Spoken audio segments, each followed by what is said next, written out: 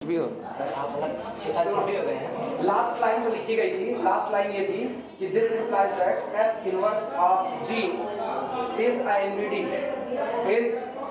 D of small A. आखिरी line यही थी।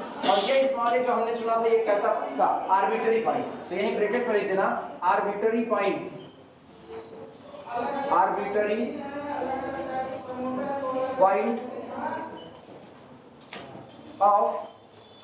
पॉइंट ऑफ कैपिटल जी।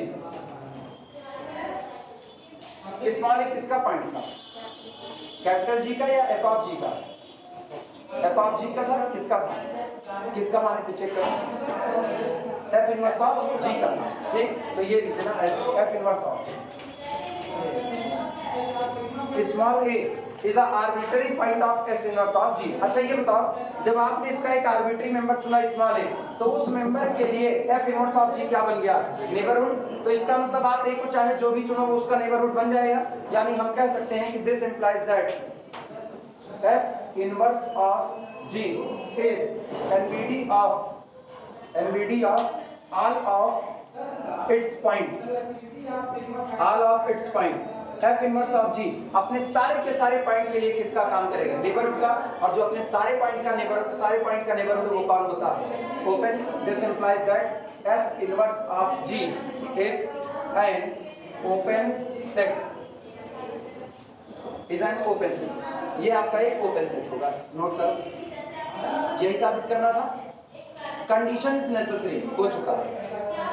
वापस थ्योरम हम दोहरा रहे हैं। कल जो थ्योरम में थी वापस देखना। थ्योरम में था a function f from real world to real world is continuous on R. अगर कोई फंक्शन रियल की दुनिया से रियल की ही दुनिया में डिफाइंड है और कॉन्टिन्यूअस ऑन आर है, तो ये केवल और केवल तब होगा if and only for every open set G in R. अगर आप कैपिटल आर में कोई भी ओपन सेट लेते हो तो उसकी जो इनवर्स इमेज आती है वो भी कैसी होगी? ओपन। यानी एफ कॉन्टिन्यूअस है तो किसी भी ओपन सेट की इनवर्स इमेज क्या होगी? ओपन। अब उल्टा मानेंगे। अब हम मानेंगे, माना किसी ओपन सेट की इनवर्स इमेज क्या है? ओपन। तो एफ को हमको क्या दिखाना पड़ेगा? एफ कॉन्टिन्यूअस है। क्लियर है ये बातें? लिखना सफिशिएंट पार्ट, एस पार्ट।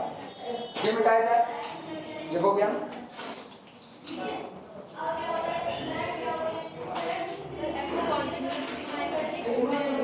इसको नहीं, सफिशिएंट में ऐसा नहीं। सफिशिएंट में वो कंडीशन क्या लिखा है? केवल उतने से काम करें। कंडीशन लिखा है f is continuous, f is continuous if and only if, केवल और केवल तब, for any open set capital G f inverse of G is also open. ये लिखा गया है। तो ये मान करके चले और ये निकल करके आ गया, ये हम मान करके चले और ये निकल करके आया। तो इसका मतलब हर बार जब आप f को कॉन्टिन्यूअस मानोगे तो आपको ये शर्त मिलेगी। तो ये शर्त कैसी हो गई है? नेसेसरी है। अब उल्टा हम ये मान करके चलेंगे और f को क्या दिखाएं? कॉन्टिन्यूअस। तो इसका मतलब केवल इसे बात के होने से, यानी ओपन की इनवर्स इमेज के ओपन होने से ही पर्याप्त है ये कह देना कि मेरा फंक्शन कैसा होगा? कॉन्टिन्यूअस। तो यानी यही शर्त क्या बन जाएगी? सफिशिएंट बन जाएगी। सफिशिएंट। ठीक, ये तो साइन लगता है इफ एंड ओनली। ये किसकी जगह पर है? Implies and implies. ये मान करके वो दिखाए, अब वो मान करके ये दिखाएंगे। तो जब ये मान करके बार बार वो शर्त मिल रही है तो वो शर्त नेसेसरी है, और उसी शर्त को मान करके ये दिखा रहे हैं तो इसका मतलब वही शर्त कैसी होगी? पर्याप्त। तो वही कंडीशन नेसेसरी होती है और वही कंडीशन क्या होती है? सफिशिएंट। क्लियर हुआ? बस चलने का रास्ता अपना लेना। शुरू करें।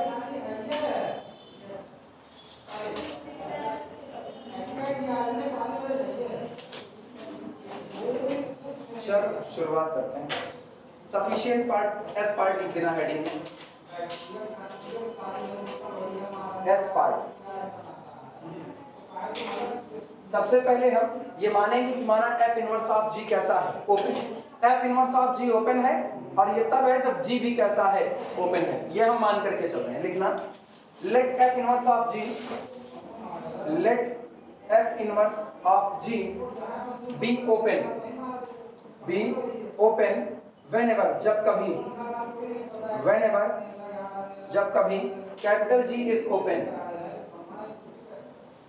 whenever capital G is open. माना inverse image of set capital G is open, और ये तब है जब आपका G भी कैसा है, ओपन है।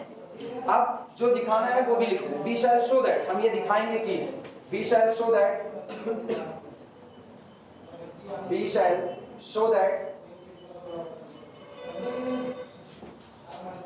f is continuous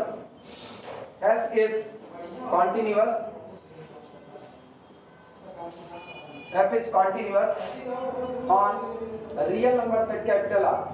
अब हम ये दिखाएंगे कि मेरा फंक्शन f रियल नंबर के सेट कैपिटल R पर कैसा है, कॉन्टिन्यूअस है।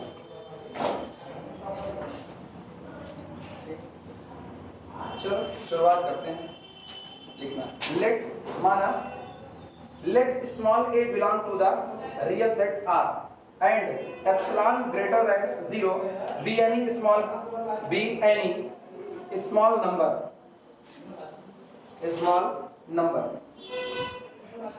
हम अपनी मर्जी से मान रहे हैं, माना स्मॉल ए कोई एक रियल नंबर है, कोई भी एक पॉइंट है, ठीक, और एप्सिलॉन कोई भी एक छोटे से छोटा रियल नंबर है। नाउ फुल स्टॉप के बाद लिखना, now open interval I is equal to f of a minus epsilon से लेकर के f of a plus epsilon. ये बताओ ये ओपन इंटरवल क्या एक ओपन सेट होगा कि नहीं होगा? हर ओपन इंटरवल क्या होता है, ओपन सेट होता है। Now I is equal to this is an open set, और ये ऐसा ओपन सेट होगा जिसका सेंटर कौन है, f ऑफ a। तो यानी ये ओपन सेट अपने अंदर में f ऑफ a को कंटेन करता है। Open set containing f of a, containing f of a।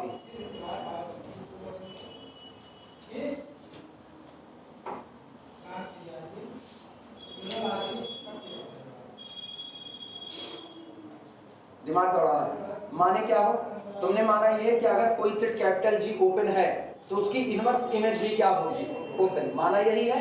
तो ये बताओ जो मैंने कैपिटल I एक इंटरवल माना open interval f of a minus epsilon से लेकर के f of a plus epsilon, तो ये ओपन इंटरवल क्या हो गया, ओपन सेट हो गया। तो इसका मतलब इसकी जो इनवर्स इमेज होगी वो भी कैसा सेट होगी, ओपन सेट होगी। यानी अगर ये एक ओपन सेट है तो f इनवर्स ऑफ I भी कैसा होगा, ओपन सेट होगा। क्लियर है? ये बात हम उसी कंडीशन पर लिखे जो हम मान करके चल रहे हैं। लिखना therefore, इसलिए therefore f inverse of I is an open set, ठीक। और दिमाग चलाना, अगर I के पास f ऑफ a है तो f इनवर्स ऑफ I के पास कौन होगा, स्मॉल a होगा, ठीक। ओपन सेट कंटेनिंग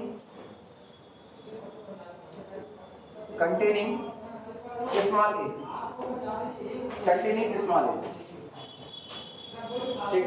जिनको कंफ्यूजन लगे वो लोग यहां पर लिख देंगे, since G is open implies that f inverse of G is also open। और ये हमको दिया गया है, ऐसा होता नहीं है। हमेशा ये गलती कभी मत करना कि कोई कहे कि अगर G ओपन है तो तुरंत f इनवर्स ऑफ G को ओपन कर दो ना, ये शर्त है। G अगर ओपन है तो f इनवर्स ऑफ G उस दिन ओपन होगा जिस दिन f कैसा रहा होगा, कंटीन्यूअस रहा होगा। तो ये जो हम लिख रहे हैं यहाँ जो बात लिख रहे हैं ना, ये गिवन कर दिया, क्योंकि हम ये मान करके चल रहे हैं कि माना अगर G ओपन है तो f इनवर्स ऑफ G भी साथ में कैसा है, ओपन। ये हम मान रहे हैं अपने आप से।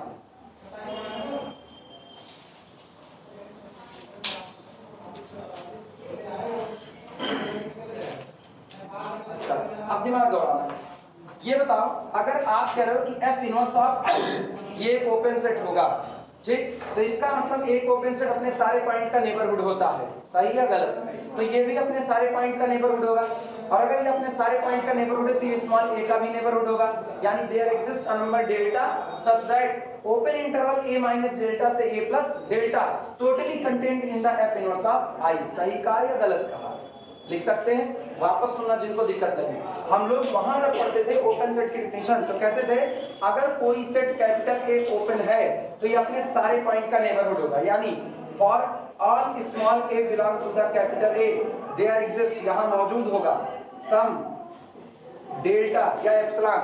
अगर आप डेल्टा कहोगे तो डेल्टा नेबरहुड, आप एप्सिलॉन कहोगे तो epsilon neighbourhood, such that open interval a minus delta से a प्लस डेल्टा, ये पूरा सबसेट हो जाएगा किसका, a का। यही तो लिखते आए हैं। तो जब हम ये कह रहे हैं f इनवर्स ऑफ i अपना एक ओपन सेट है और ये भी कह रहे हैं a इसका नंबर है, तो इसका मतलब ये दिया गया सेट a के लिए किसका काम करेगा, नेबरहुड का काम करेगा। और अगर ये नेबरहुड का काम करेगा तो यहाँ कोई ना कोई ओपन इंटरवल जरूर होगा कि ये a उस ओपन इंटरवल में होगा और वो open interval f inverse of i में होगा। क्लियर है? चलो लिखते हैं इस बात को।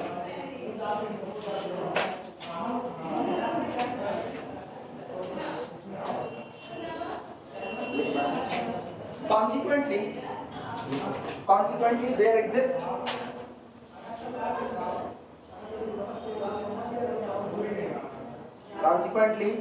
there exists delta greater than 0 such that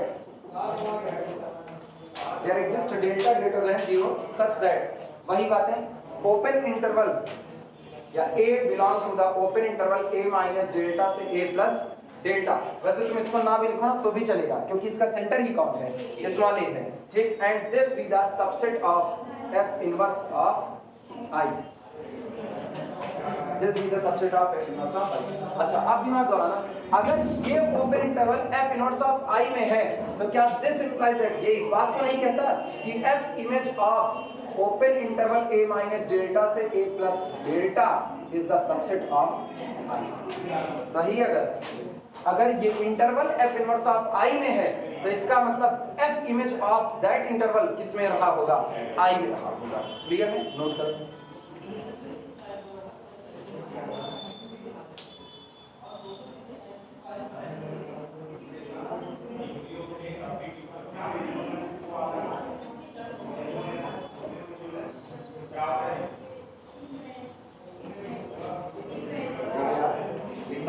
Thus we have found a delta.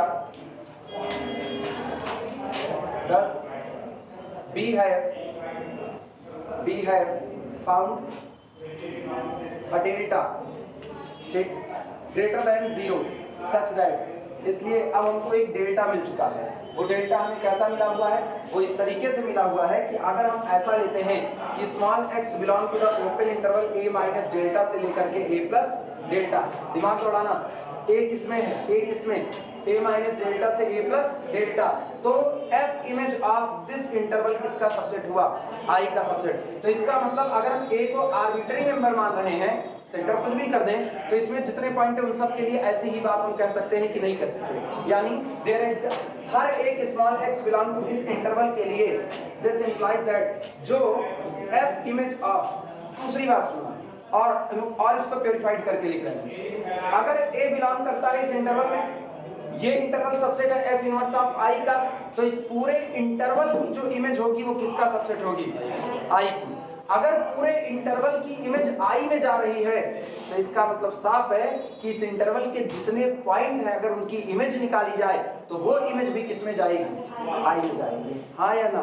यानी हम ये पर्टिकुलर बात कह सकते हैं x belong to open interval this के लिए जो आपका f ऑफ x आएगा वो किस में आएगा, i में आएगा। लिखा जा सकता है, लिखना implies that f of x belong to i। और i कौन था, जरा मेरे को i बताओ, i क्या था, f of a minus epsilon से f of a plus epsilon, f of a minus epsilon से f of a plus epsilon. सही है गलत? 2 मिनट सारे लोग, 2 मिनट सब लोग। अब एक लाइन आगे जो लिख रहे हैं ना वो देखना, संभालना। इनसे अब हम इसको पहले लिख रहे हैं, दैट इज अर्थात हम इसको पहले लिख रहे हैं, तो तुम सोच करके बताओ f ऑफ x इसमें बिलोंग करता है, हाँ या ना? जब f ऑफ x इसमें बिलोंग करता है तो हमको मिला f of x is less than f of a plus epsilon और greater than f of a minus epsilon. सही या गलत? कब? when, ये तब हो रहा है जब x is less than a plus delta and greater than a minus delta। सही लिखा या गलत लिखा? इसका मतलब that is अर्थात the difference between f of x minus f of a general value of function at that point. Actually मैंने कुछ किया नहीं, मैंने इन तीनों में से एफ ऑफ ए को माइनस कर दिया, हाँ या ना। तो ये पूरी क्वांटिटी लेस देन कितना, एप्सिलॉन। कब, व्हेन, जब, कभी। इसको भी बोल सकते हो difference between x and A less than कितना, डेल्टा, हाँ या ना। तो क्या पॉइंट ए पर कंटिन्यूटी की डिफिनेशन है कि नहीं?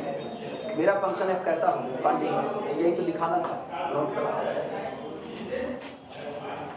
ये एट ए पर कॉन्टिन्यूअस हुआ है, लेकिन एक ऐसा पॉइंट है, आर्बिट्ररी पॉइंट है, तो फिर वो हर जगह पर कॉन्टिन्यूअस हो गया।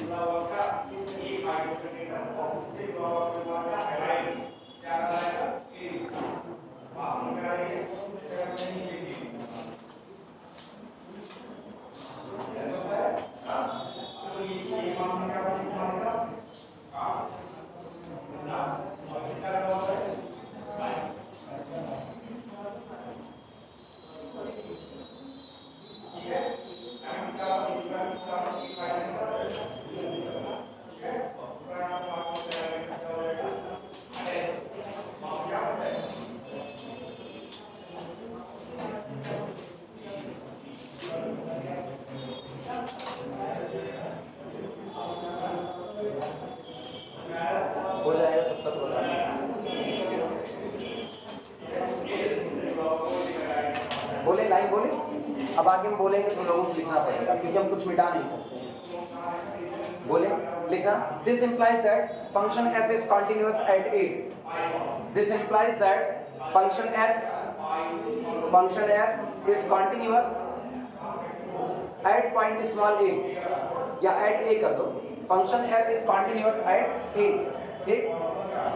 Since A is arbitrary point, since ये यहाँ ये since A is arbitrary point of R, since A is arbitrary point of R, ठीक। therefore f is continuous on r, therefore f is continuous on r। लिखा गया since a is arbitrary point of r, so f is continuous on r। Clear हुआ? इसका मतलब condition क्या हो गई, sufficient हो गई, बस इतना ही है।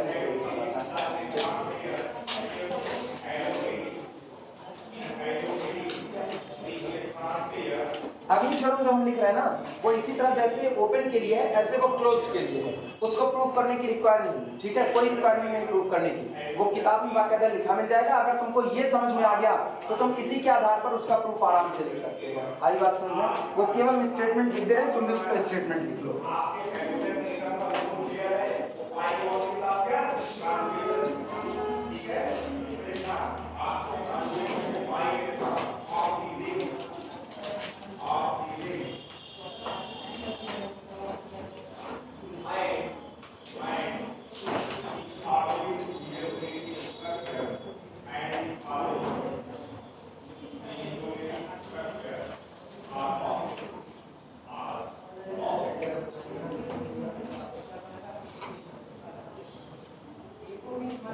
लिखना छोड़ो, प्रूफ की रिक्वायरमेंट नहीं है, ठीक है। फिर भी अगर प्रूफ चाहिए होगा तो बताना, हम दे देंगे प्रूफ, ठीक।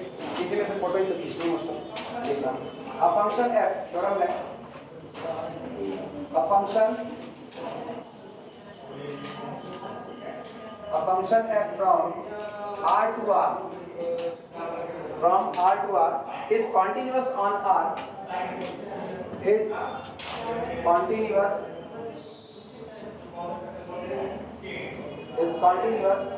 on a real number set capital R, if and only for every closed set, if and only if for every closed set f, if and only for every closed set f in R, आगे जानते हो तुम लोग, f inverse of capital F is also a closed set, पता है कुछ करना नहीं है। पिछली वाली थ्योरम में जहां पर ओपन इस्तेमाल हुआ था वहां पर क्या इस्तेमाल हो गया, क्लोज हो गया।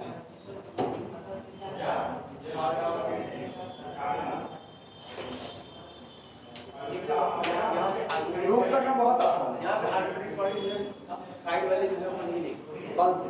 वो तो ओपन है ना। मैं कह रहा हूँ यहाँ कुछ लिखना अंतर है, साइड वाले पॉइंट्स में लिखे। किसमें? इसमें क्लोज में नहीं, इसको उधर जाना ही मत, कॉम्प्लीमेंट से प्रूफ करो ना। जो क्लोज्ड है उसका कॉम्प्लीमेंट क्या होगा, ओपन होगा। तो बस तुमको इसका इस्तेमाल करना है, एफ इनवर्स ऑफ, इसके लिए दिखाना है ना, तो F inverse of f complement का बात करो। क्योंकि अब पता है आप अंदर में कौन सा सेट भरे हो, ओपन। जब ओपन भरे हुए तो टोटल भी कैसा आएगा, ओपन। क्योंकि मुझको पता है f inverse of f complement is equal to f inverse of f का होल ओपन रहा। तो आप सारी बातें ना क्लोज्ड के लिए पढ़ो, लेकिन प्रूफ करो किसके लिए, ओपन के लिए। छोटे में नेसेसरी, छोटे में सफिशिएंट, काम खत्म हो जाएगा एज प्रीवियस पुरानी वाली थ्योरम की तरह। क्लियर हुआ?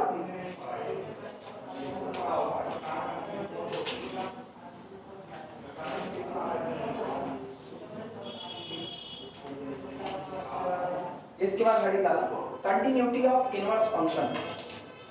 बस ये आखिरी, continuity of inverse function.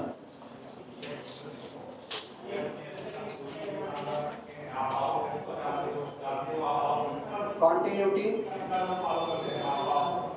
of inverse function।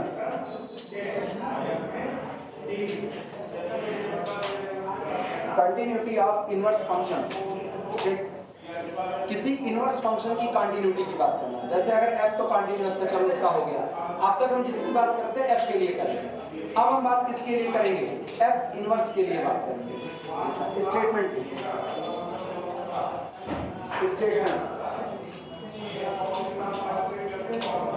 लिखना, if a 1-to-1 function small f, if a 1-to-1 if a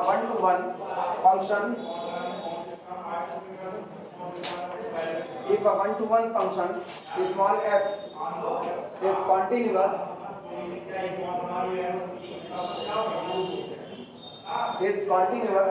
and strictly monotonic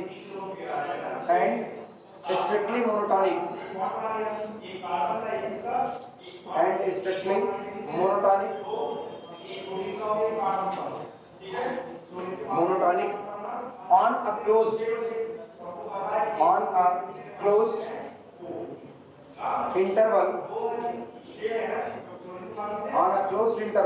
closed interval AB, then f inverse is also continuous. f inverse is also continuous on closed interval f of a से लेकर के f of b, f of a to f of b, और अथवा f of b से लेकर के f of a according as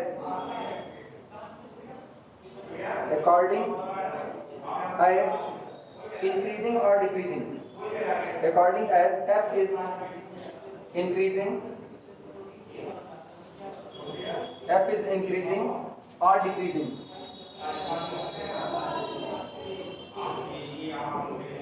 Increasing or decreasing.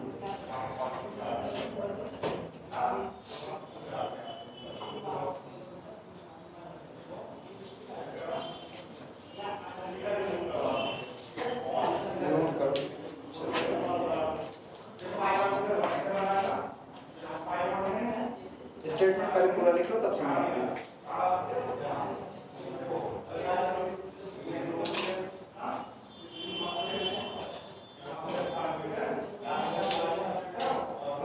कल आएंगे मेन चैप्टर पे कंटिन्यूटी, यूनिफॉर्म कंटिन्यूटी पे, तब ठीक।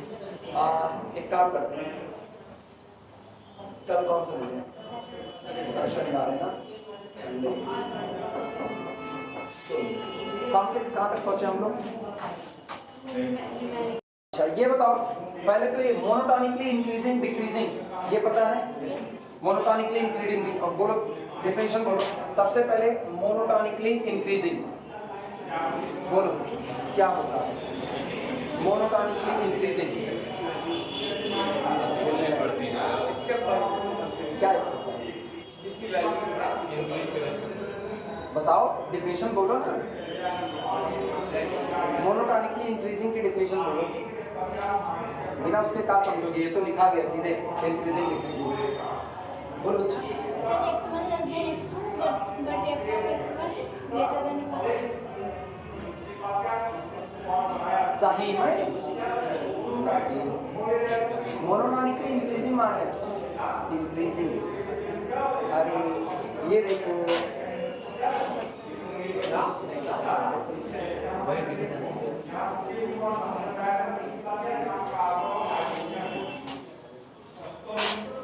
x1 x2 x3 x4, इधर देखना x1 less then x2 less than x3 less than f of x1, यहाँ height I, f of x2 आगे चली गई, यानी f of x1 is less than f of x2, x1 less than x2, f of x1 also less than f of x2। अगला देखना, यहाँ पर लेते हैं, मान लो ये हो जाता है x3, ये हो जाता है x4, ठीक है, तो x3 लेस देन x4 और ये हो गया x5।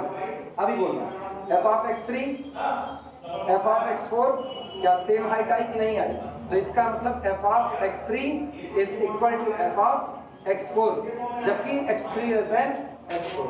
डेफिनेशन क्या बनी, डेफिनेशन बनी व्हेन, जब कभी x1 लेस देन x2 तो f of x1 less than or equal to f of x2, तो इसको बोलते हैं मोनोटोनिकली इंक्रीजिंग। आपका इनपुट जो है उनके बीच में रिलेशन है x1 लेस देन कितना x2, मोनोटोनिक। हम मेरे ख्याल से शायद हम लोग इसकी हिंदी बताते हैं, एक दृष्टा, एक ही तरफ देखे, तो अगर कोई फंक्शन इंक्रीज कराए तो इंक्रीज करे, भले वो रुक रुक करके इंक्रीज करे, थोड़ी देर चले फिर रुक जाए, फिर चले फिर रुक जाए, वो मोनोटोनिकली इंक्रीजिंग नेचर में है। लेकिन अगर बिल्कुल भी रुक नहीं रहा, लगातार बढ़ रहा है, यानी x1 लेस देन x2 पर ये इक्वलिटी खत्म हो जाए, पक्की बात है f of x1 less than f of कितना आए x2, तो इसको बोलते हैं स्ट्रिक्टली मोनोटोनिकली इंक्रीजिंग। याद आया, इसको बोलेंगे स्ट्रिक्टली मोनोटोनिकली इंक्रीजिंग। और अगला सुन, इसके बाद बारी आती है मोनोटोनिकली डिक्रीजिंग। मोनोटोनिकली डिक्रीजिंग सुनो, ये तो तय है x1 लेस देन x2 रहेगा, इसमें कोई अंतर नहीं। क्यों? क्योंकि डोमेन में आप लेफ्ट से कहां चलते हो, राइट, और डोमेन में जब लेफ्ट टू राइट जा रहे हो तो वैल्यू इंक्रीज कर रही है। लेकिन f of x1 greater than or equal to कितना रहे, f ऑफ x2 रहे। ये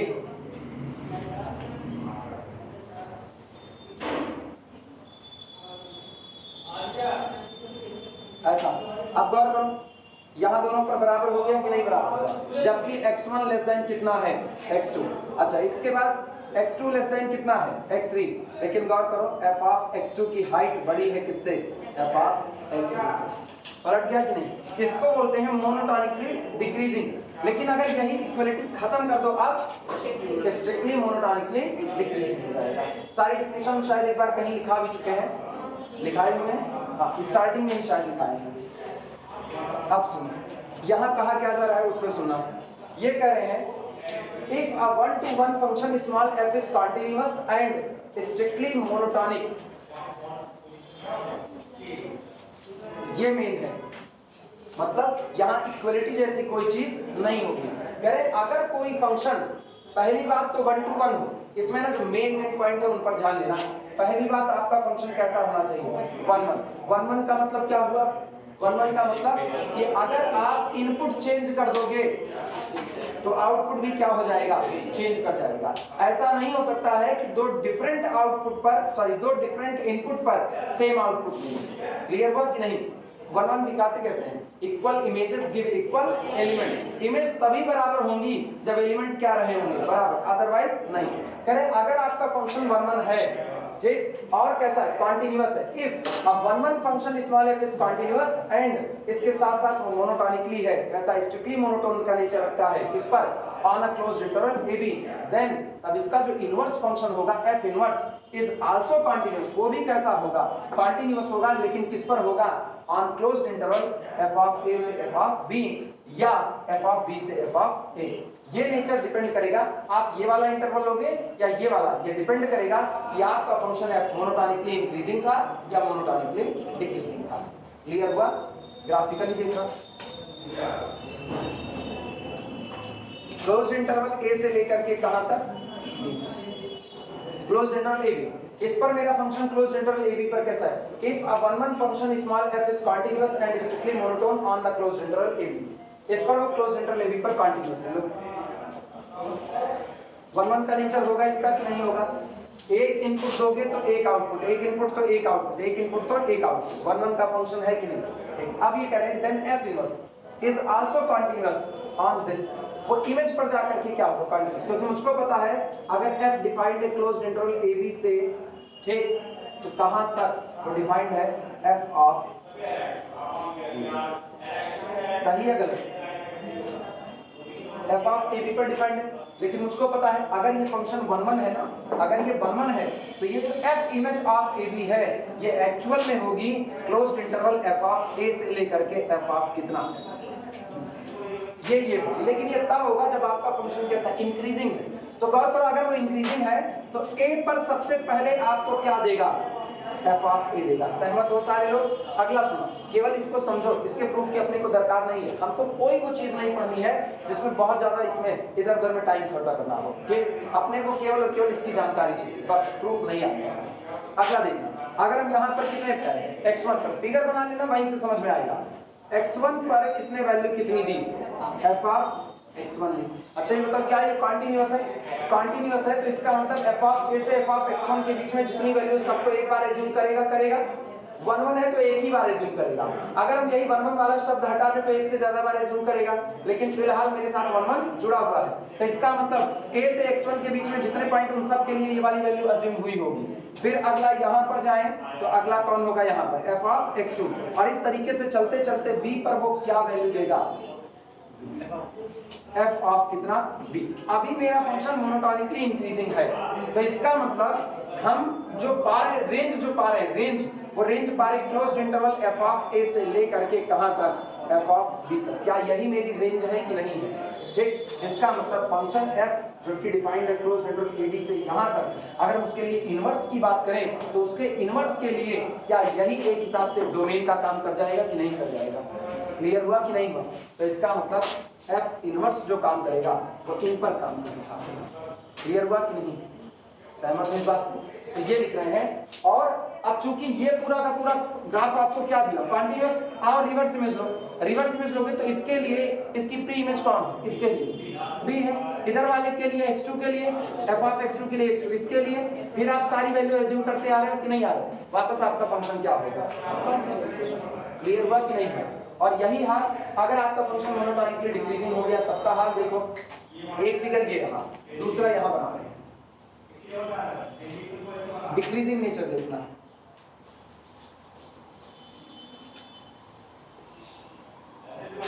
ए और ये बी। अभी बोलना ए पर वैल्यू क्या मिली, एफ ऑफ, यहाँ पर आए x1 पर वैल्यू क्या मिली, एफ ऑफ x1। इस तरह चलते चलते सबसे नीचे वैल्यू क्या मिली, एफ ऑफ बी। इंटरवल जब लिखा जाता है तो हमेशा कहां से, लेफ्ट टू राइट लिखा जाता है, यानी नीचे से ऊपर की तरफ। तो सबसे नीचे कौन है, एफ ऑफ बी, और ऊपर कौन है, एफ ऑफ ए। तो इसका मतलब अब की बार अगर हम एफ इनवर्स की बात करें तो वो कॉन्टिन्यूअस किस पर होगा, वो कॉन्टिन्यूअस होगा एफ ऑफ बी से कहां तक, एफ ऑफ ए तक कॉन्टिन्यूअस होगा। सहमत हो कि नहीं? यानी इस फिगर में हमको लिखना पड़ेगा कि यहां पर हम बात करें तो F inverse is continuous on closed interval F of A से लेकर के एफ ऑफ कितना, बी तक। और इस फिगर में कहना हो तो F inverse is continuous on f of B से लेकर के एफ ऑफ ए तक। यहां पर फंक्शन आपका कैसा है, यहां पर स्ट्रिक्टली इंक्रीजिंग, ऐसे लिखे, स्ट्रिक्टली इंक्रीजिंग फंक्शन और इसमें लिख देते हैं स्ट्रिक्टली डिक्रीजिंग फंक्शन। और दोनों फंक्शन वन है। कैसे पता?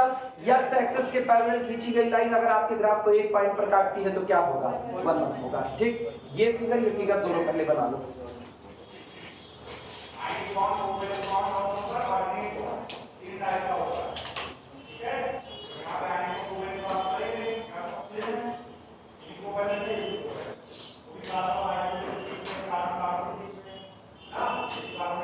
दोनों फिगर बना लो बस। प्रूफ नहीं पढ़ना है आपको, हम प्रूफ वाले में बिल्कुल एक तो इतना रियल में ना अभी बड़ी थ्योरम है तो बड़ी इंपॉर्टेंट है, ऐसे थ्योरम का प्रूफ नहीं पढ़ेंगे। इसका फील ही लेना बस, केवल विजुअलाइज हो जाए बस, जहाँ जरूरत पड़ेगी हम यूज करेंगे। ग्रंथ थोड़ी तैयार करना है, पता चले बाद में तुम लोग कहोगे फिर वही क्या बोलूं क्या याद करूं। ये कैसे ही हम लोग रियल कॉम्प्लेक्स दोनों में आजमार है और दोनों में मैक्सिमम थ्योरम इंपॉर्टेंट है, तो कम से कम जो पता है कि हाँ सचमुच ये अनइम्पॉर्टेंट है उसको तो छोड़ते चले, मतलब अपनी यूनिवर्सिटी के लिए अनइम्पॉर्टेंट है। बाकी है इन थ्योरम का बड़ा इस्तेमाल होता है। CSIR रिलेटेड में जब क्वेश्चन आते हैं ना तो इसके आधार पर क्वेश्चन खेल लेते हैं। ओपन सेट दे करके कन्वर्स पार्ट के लिए सवाल बना लीजिए आराम से, दिक्कत खत्म।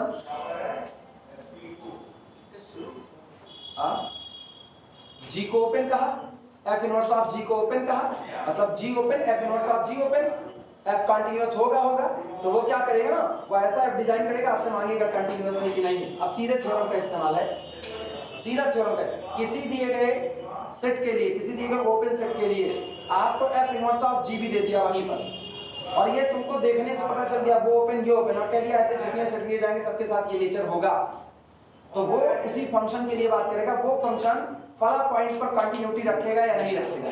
तो अब आपको डोमेन में देखना वो पॉइंट डोमेन में आ रहा है कि नहीं आ रहा है। अगर वो पॉइंट डोमेन में है तो आपको चेक करने की जरूरत नहीं, आप तुरंत बोलो भैया आप कह रहे हो ओपन के लिए inverse image of open is again open, तो इसका मतलब फंक्शन मेरा कैसा रहा, कंटिन्यूअस, खत्म बात। ये तो हम सबसे छोटे लेवल पर बता रहे हैं, वो जिस लेवल पे सोचते हैं वो सही में उनका तो भगवान ही मालिक है, वो बहुत हाई लेवल सोचते हैं। दोनों फिगर बना लो, इसमें आ रहे हैं फिगर नहीं, बस ठीक है।